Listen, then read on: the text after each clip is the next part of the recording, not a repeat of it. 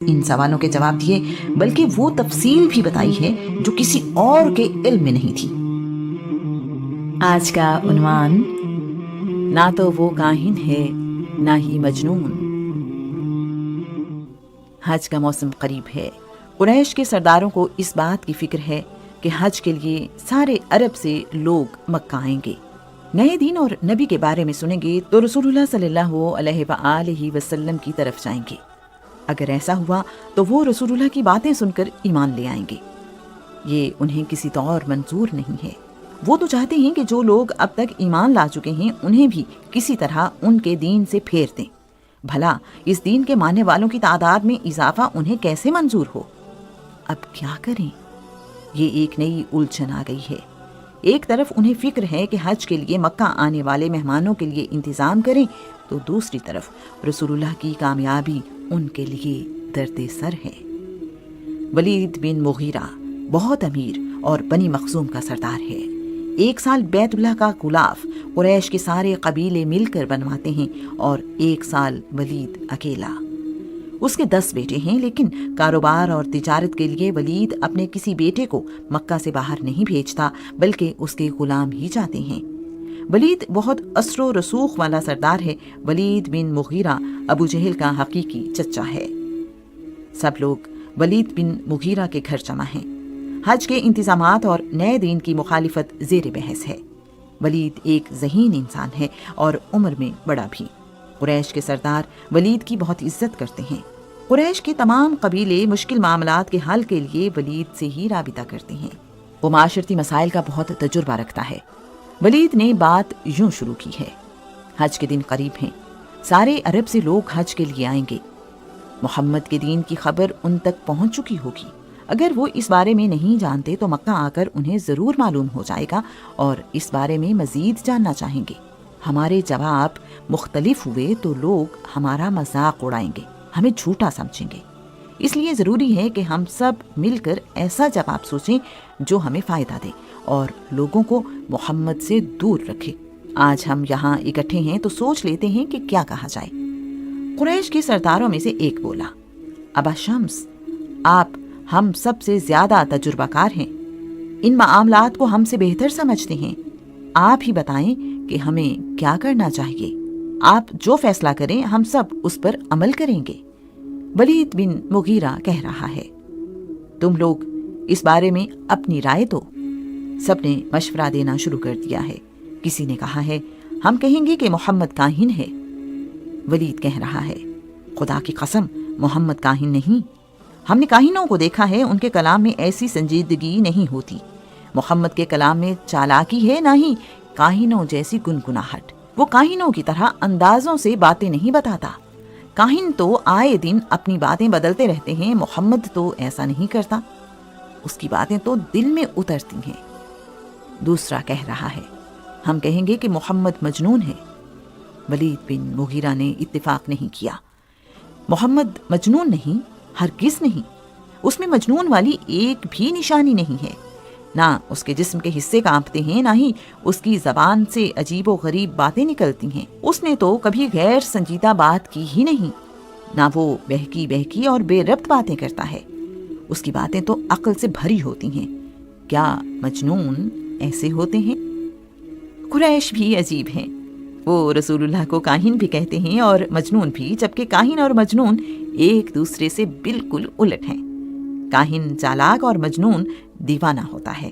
ایک طرف وہ خود اعتراف کرتے ہیں کہ رسول اللہ کی باتیں دل میں اتر جاتی ہیں اور دوسری طرف وہ انہیں دیوانہ کہتے ہیں۔ انہیں یہ سمجھ ہی نہیں آ رہی کہ وہ رسول اللہ پر کیا الزام لگائیں، کس طرح لوگوں کو سمجھائیں کہ ہم ٹھیک ہیں اور محمد غلط۔ یہاں موجود ایک سردار کہہ رہا ہے: تو پھر ہم لوگوں سے کہیں گے کہ محمد شاعر ہے۔ ولید ناراض ہوتے ہوئے کہہ رہا ہے: کیا ہم اہل زبان نہیں ہیں؟ شاعری کو ہم سے زیادہ کون جانتا ہے؟ کیا تم میں سے کوئی بتا سکتا ہے کہ محمد کا کلام شاعری کی کس صنف میں آتا ہے؟ ایسی بات کریں گے تو ہم لوگوں کو خود پر ہنسنے کا موقع دیں گے۔ سب لوگ اب خاموش ہیں۔ ان کی سمجھ میں نہیں آ رہا کہ آنے والے لوگوں کو کیا کہیں۔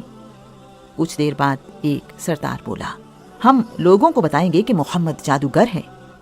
ولید نے ایک بار پھر سمجھانے کی کوشش کی ہے۔ کیا جادوگر ایسے ہوتے ہیں؟ کبھی محمد کو پھونکے مارتے دیکھا ہے؟ کیا کبھی اسے دھاگوں کی گرہیں بناتے دیکھا ہے؟ کیا کبھی اس نے ہمیں دھوکہ دیا ہے؟ پھر وہ جادوگر کیسے ہوا؟ ہمیں وہ بات نہیں کہنی چاہیے جو لوگوں کو خود نظر نہ آئے اور ہمارا مقصد حاصل نہ ہو۔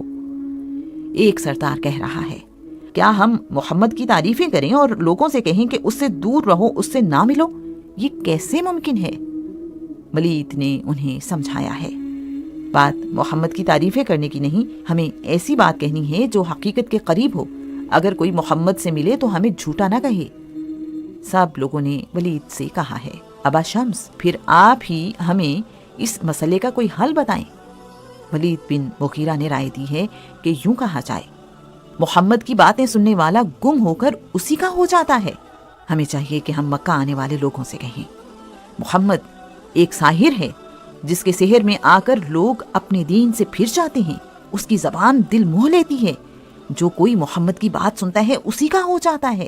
اس کے کلام کی جڑیں مضبوط اور شاخیں پھلدار ہیں۔ محمد کی وجہ سے بھائی بھائی کے خلاف ہو گیا ہے، باپ اور بیٹے جدا ہو گئے ہیں، دوست ایک دوسرے کے دشمن ہو گئے ہیں۔ اس نے سارے قبیلوں میں پھوٹ ڈال دی ہے۔ اس سے بچ کر رہنا، نہ اس کے قریب جانا، نہ اس کی بات سننا، ورنہ تم بھی بے دین ہو جاؤ گے۔ ولید مزید کہہ رہا ہے، ہمارے پاس اس کے علاوہ ایسی کوئی بات نہیں جو ہم لوگوں کو بتائیں۔ یہ واحد بات ہے جو اس صورتحال میں ہمیں مدد دے سکتی ہے۔ اس ساری گفتگو سے ایسی بات سامنے آ گئی ہے جسے مکہ آنے والوں کو آسانی سے سمجھایا اور دکھایا جا سکتا ہے اور انہیں رسول اللہ سے دور رکھا جا سکتا ہے۔ تمام سرداروں کی رائے میں ولید بن مغیرہ نے بہت اچھی اور قابل عمل تجویز دی ہے۔ ولید بن مغیرہ کی بات پر اتفاق ہو گیا اور سب اپنے اپنے گھروں کو چلے گئے ہیں۔ رسول اللہ کی مخالفت میں ولید بن مغیرہ کی اس کوشش کو اللہ کریم نے یوں بیان کیا ہے، اس شخص سے مجھے ہی نمٹنے دو جسے میں نے تنہا پیدا کیا، اسے لمبا چوڑا مال دیا اور حاضر رہنے والے بیٹوں سے نوازا ہے، اس کے لیے بہت کچھ مہیا کیا، یہ پھر بھی لالچ کرتا ہے کہ اسے کچھ اور دوں، ہرگز نہیں، بے شک وہ ہماری آیات کے ساتھ دشمنی رکھنے والا ہے۔ حج کے دنوں میں یہ لوگ مختلف ٹولیاں بنا کر مکہ آنے والے راستوں پر بیٹھ گئے ہیں، حج کے لیے آنے والوں کو خوش آمدید کہتے اور انہیں بتاتے ہیں۔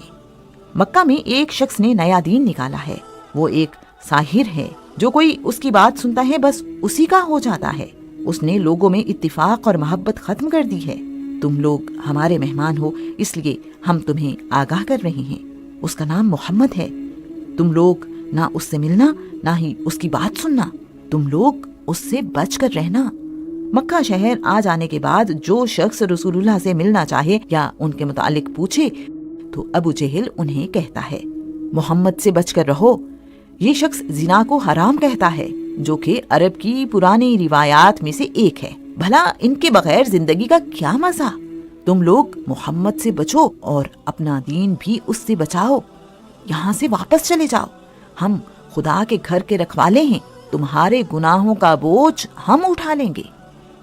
اللہ کریم ابو جہل کے اس طرز عمل کے متعلق فرماتا ہے، کیا وہ اپنے گناہوں کے بوجھ اٹھائیں گے اور ان کے ساتھ ساتھ دوسرے لوگوں کے بوجھ بھی؟ وہ جو جھوٹ کھڑا کرتے تھے، قیامت کے دن اس کے بارے میں ان سے زبردست پوچھ گچھ ہوگی کہ ان کی باتوں میں کیا حقیقت تھی۔